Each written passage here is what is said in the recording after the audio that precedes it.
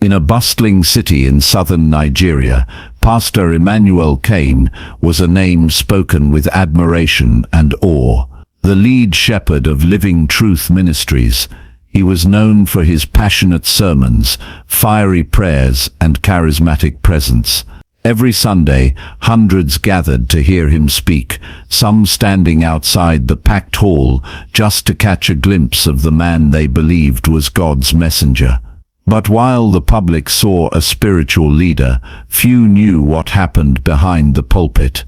In his grand office, scented with imported cologne and lit by a soft chandelier glow, Pastor Kane reclined in his leather chair. The walls were lined with awards, framed sermons, and plaques of honor. His phone buzzed. A message lit up the screen. God sees all. Turn from your ways before it's too late. He smirked, deleted it, and carried on.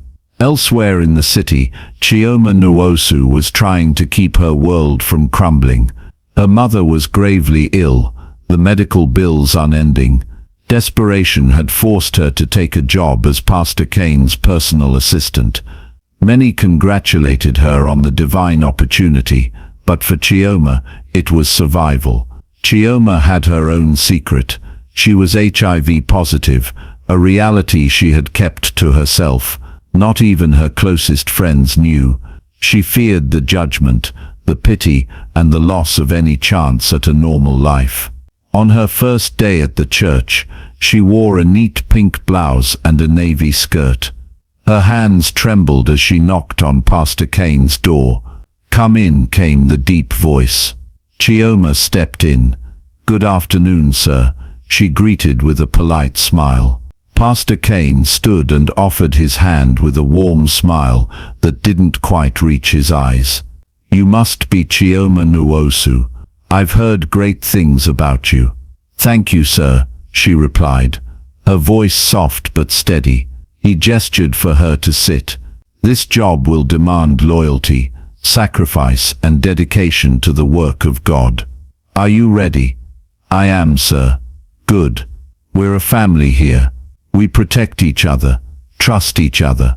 If anything troubles you, come to me directly." "Yes, sir. Thank you." As Chioma exited the office, something inside her twisted. Pastor Kane's smile, too polished, too smooth, didn't sit right with her. But she reminded herself, this was just a job. She needed the money. She would stay strong. What she didn't realize was that this opportunity might cost her more than she ever imagined. 2 weeks into her new role at Living Truth Ministries, Chioma Nwosu found herself adjusting to the demanding rhythm of the job. She handled Pastor Emmanuel Kane's schedule with precision, arranging meetings, replying to messages, and organizing church events. From the outside, everything seemed perfect. "Chioma, you're doing well," Pastor Kane said one afternoon as she handed him a folder. "You're smart, dedicated. I wish all my staff had your spirit." "Thank you, sir," Chioma replied with a polite smile. But as the days passed, Chioma started noticing the tone behind his compliments. They weren't just words of encouragement. They lingered too long, cut too deep. One morning, she walked into the office in a modest peach dress. Pastor Kane looked up and smiled. "That color suits you," he said. "You have very good taste." Chioma felt a strange discomfort crawling over her skin. "Thank you, sir," she murmured, looking away quickly. That evening, as she prepared to leave, his voice came through the intercom. "Chioma, please step into my office before you go." She hesitated, then knocked. "Come in," he called, his tone smooth as always. He gestured toward the seat across from him. "I want to talk," he said. Chioma sat cautiously, notebook in hand, expecting another task, but instead Pastor Kane leaned forward. "You're different," he said slowly. "Not just hard-working, but graceful, beautiful. Do people tell you that?" Chioma blinked. "I don't think about it, sir. I just try to do my work well. He chuckled. That's good. But a woman like you should know her worth. You deserve appreciation. Her pulse quickened. Thank you, sir. But I should finish what you assigned me. I'll see you tomorrow. She stood quickly.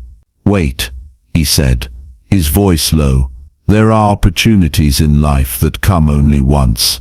You're in a position many women would envy. Think about that. Chioma didn't respond. She nodded faintly and walked out, her mind clouded with unease. That night, she tossed in bed, replaying his words. You deserve to be appreciated. Many women would envy your position. Was it a warning? A test?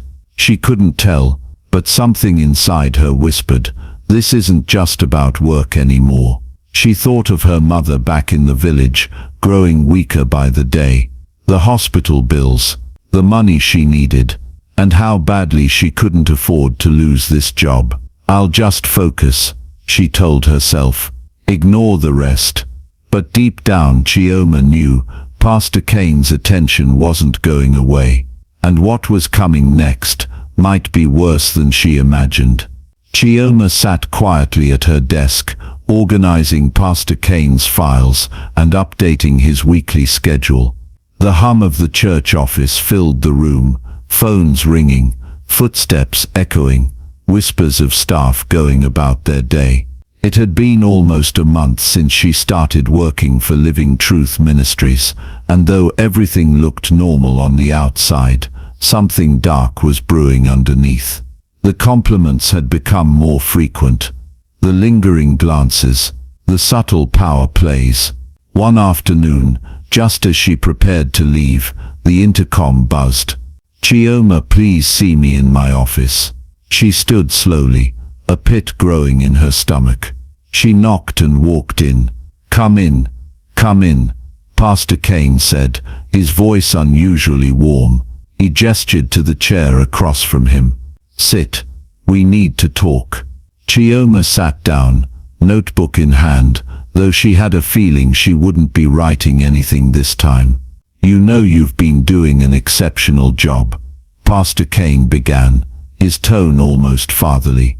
You're not just efficient, you have presence. Thank you, sir, she said softly, not meeting his gaze. He leaned forward. I see the way the other men in the church look at you, but you're mine to protect.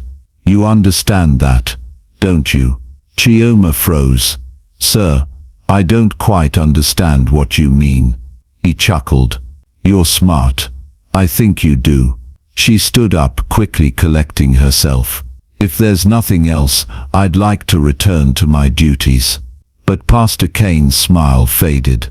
His voice turned cold. Don't forget, Chioma. Many young women would kill for this position. Loyalty comes with sacrifice. I hope you're wise enough to remember that. She paused, her hand on the doorknob. Her throat felt dry. Her heart was pounding. I'm here to work, sir. Nothing more. Of course, he said with a thin smile. For now. That night, Chioma lay on her mattress in her small flat, eyes wide open. The fan creaked overhead. She stared at the ceiling as tears slipped down her cheeks. She felt trapped. If she lost this job, she couldn't pay her mother's hospital bills. But if she stayed, what was the cost of her silence?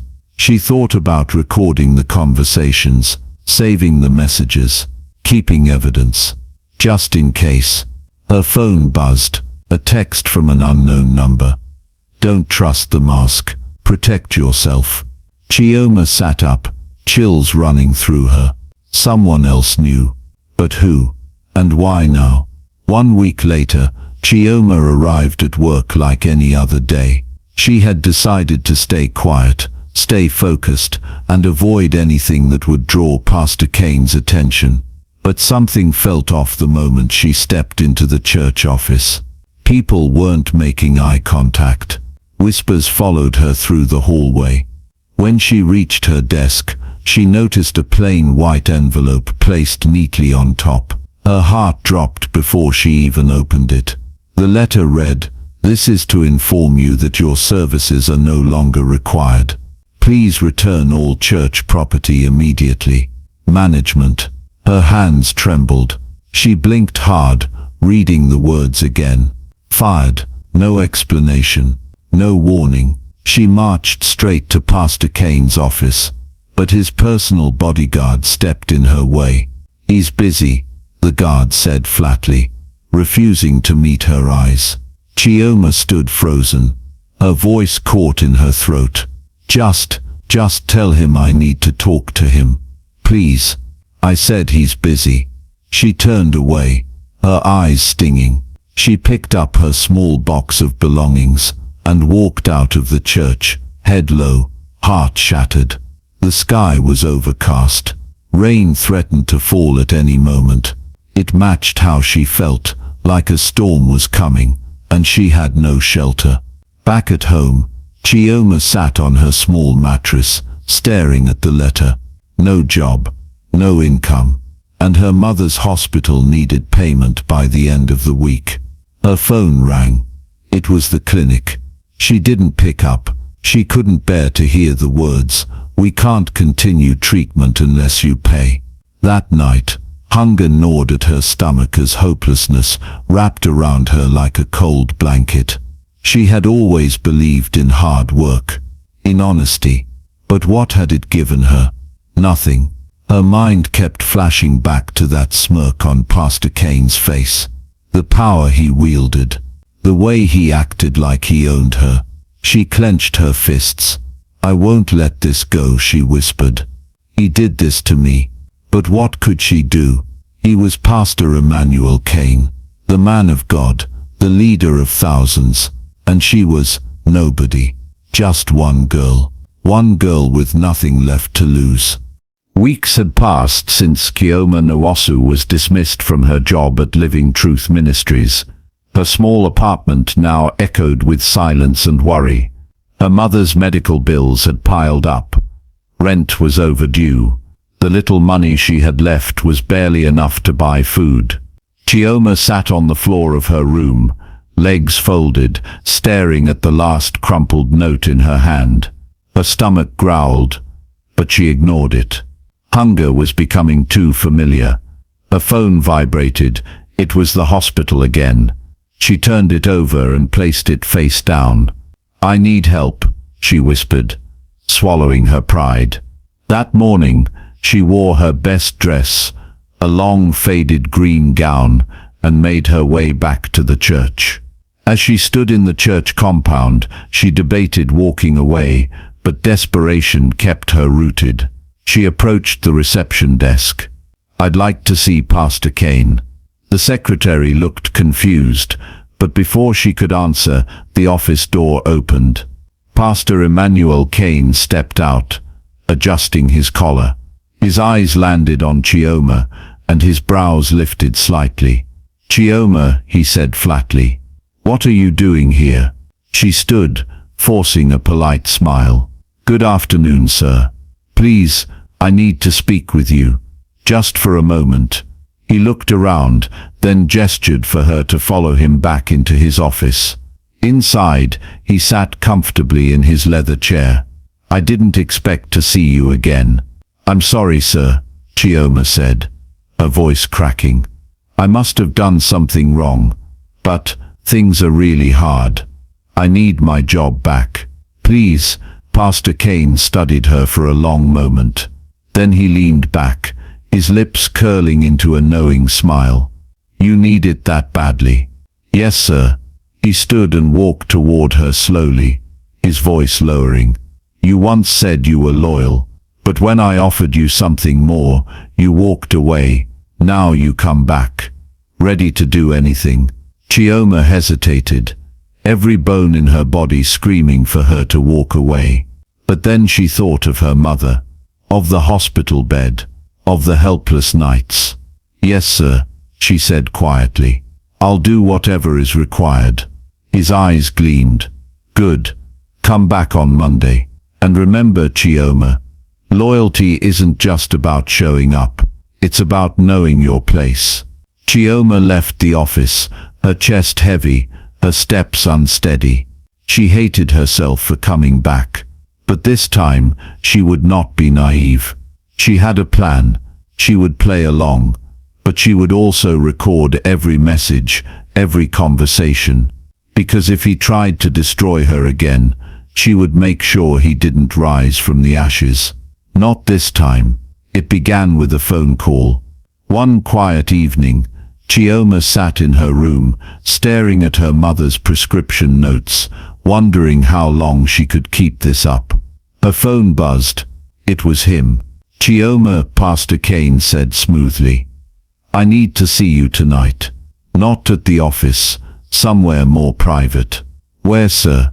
she asked, playing dumb, though she already knew what he meant. "I'll text you the hotel address. Be there by 9.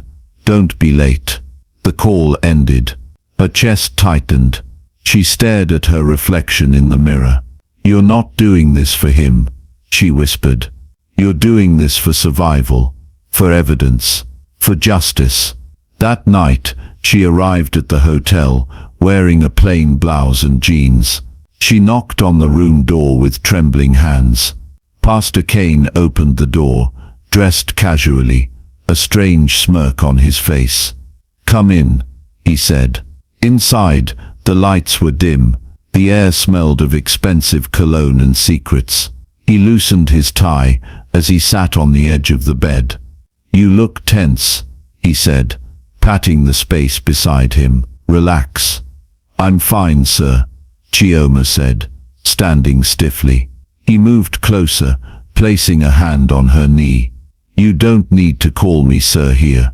I want you to be comfortable." She nodded, barely able to breathe. Her phone, tucked in her purse, was already recording. This would become routine. After Sunday services, random weekday evenings, hotel rooms and envelopes of money. "Use this for your mother's treatment," he would say, handing her wads of cash wrapped in church envelopes. What shocked Chioma more than anything was his recklessness. He never used protection. "I'm a servant of God," he once said proudly. "God protects his own." She wanted to scream, to expose him right there. But she didn't. She kept her face calm. She kept her voice quiet. And she kept the recordings. Voice notes, screenshots, text messages. Everything was stored in a hidden folder on her phone, backed up to the cloud. At night, when the shame hit her the hardest, she reminded herself, "He started this. He took advantage of my need. He played God. He will answer for it." Meanwhile, Pastor Kane continued preaching with fire and passion on Sundays, lifting hands to the sky, calling on heaven to rain blessings. To the world, he was untouchable. To Chioma, he was a man whose time was running out. Miriam Kane sat alone in the living room, the television playing in the background, but her eyes were fixed on her husband's face, glowing on his phone screen as he scrolled endlessly. It had become a routine. After church, he would lock himself in his study, glued to his phone, replying to church messages at odd hours. But Miriam wasn't blind. She had noticed the shift, the late-night meetings, the sudden kindness to Chioma, the way he now recoiled when she tried to hold his hand in public. That evening, she broke the silence. "Emmanuel, you've been on that phone all day." "I'm handling ministry work," he replied, not looking up. She observed him quietly. "You've changed." "I'm just busy," he said, already rising to head into his office. That night, long after he had fallen asleep, Miriam lay in bed wide awake, staring at the ceiling. Her heart ached, not just from betrayal, but from the feeling of being made a fool in front of the church, her own people. The next morning, she made a decision. At the church, she called Chioma into her office. "Good morning, Ma," Chioma said, cautiously entering and taking a seat. Miriam folded her arms. "Chioma, I'm a woman, And women know when something is off. Tell me the truth. What's going on between you and my husband? Chioma's heart skipped. Ma, I don't understand. Don't lie to me. I respect you and Pastor. I would never. Miriam leaned forward. I see how uncomfortable you get when I'm around. I see how he looks at you. I've kept quiet, but not anymore. Chioma bit her lip. I'm not doing anything wrong. Miriam narrowed her eyes. If you're doing anything you shouldn't be doing, it won't end well for you. That's not a threat. It's a promise.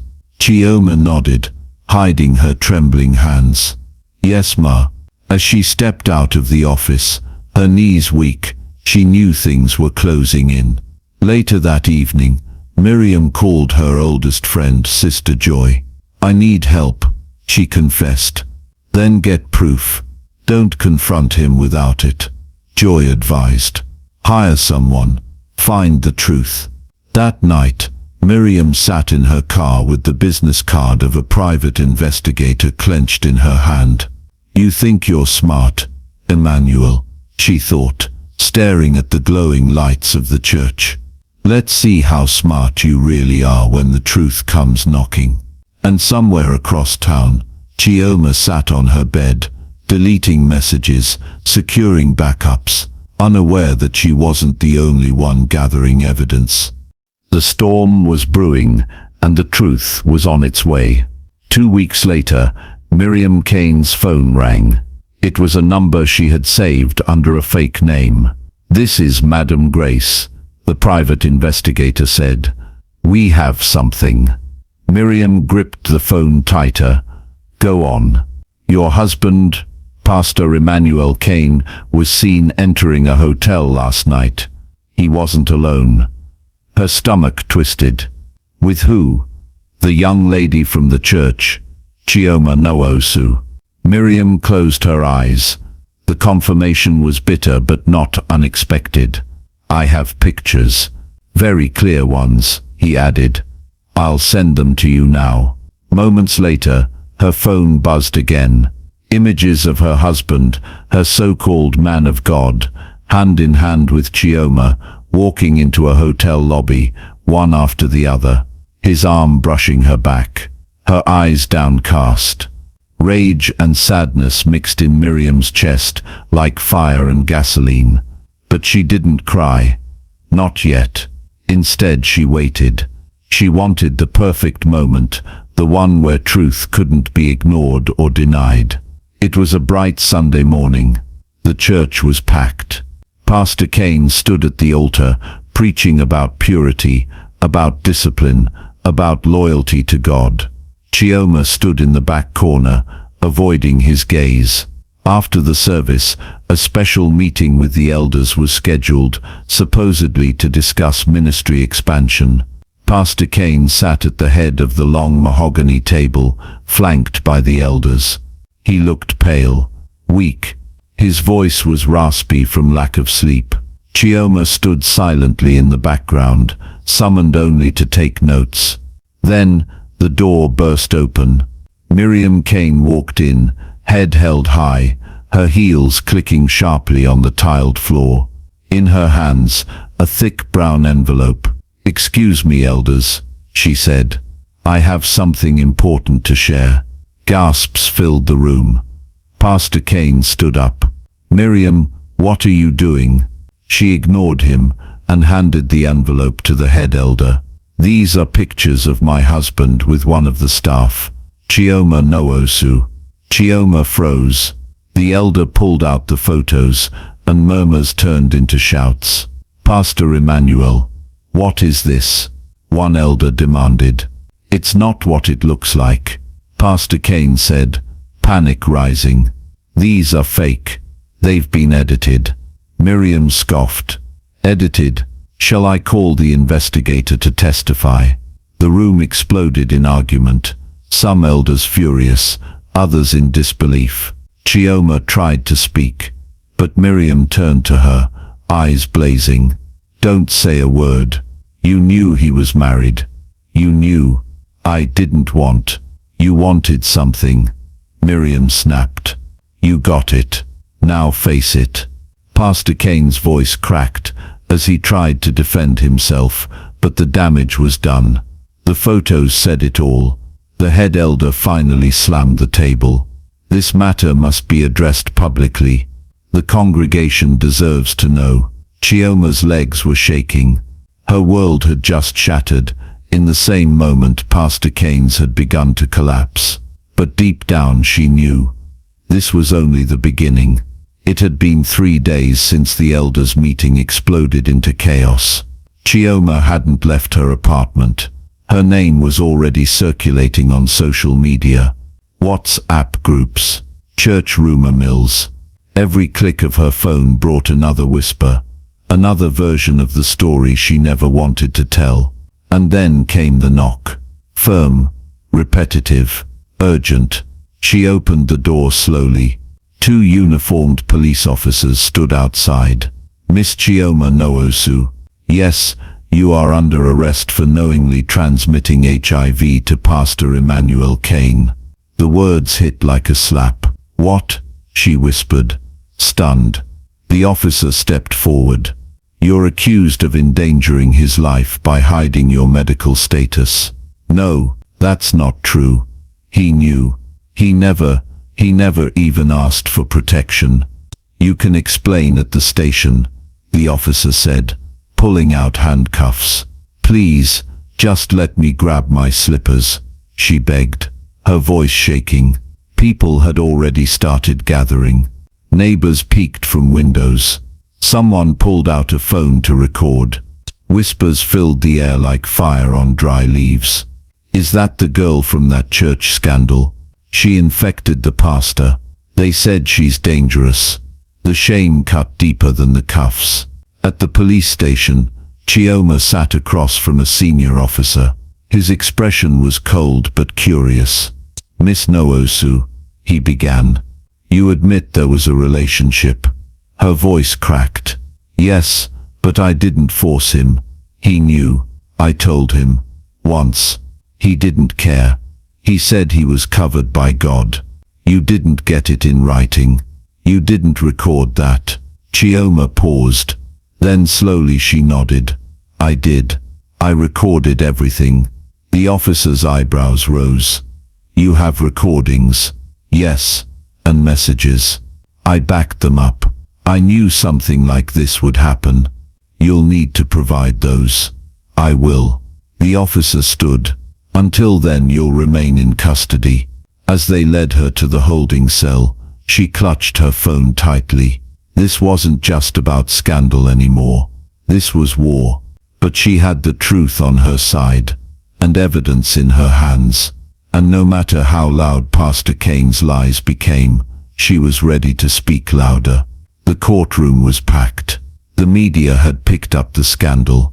Church members, reporters, curious strangers, all crowded in, waiting to hear the end of the story that had rocked an entire city.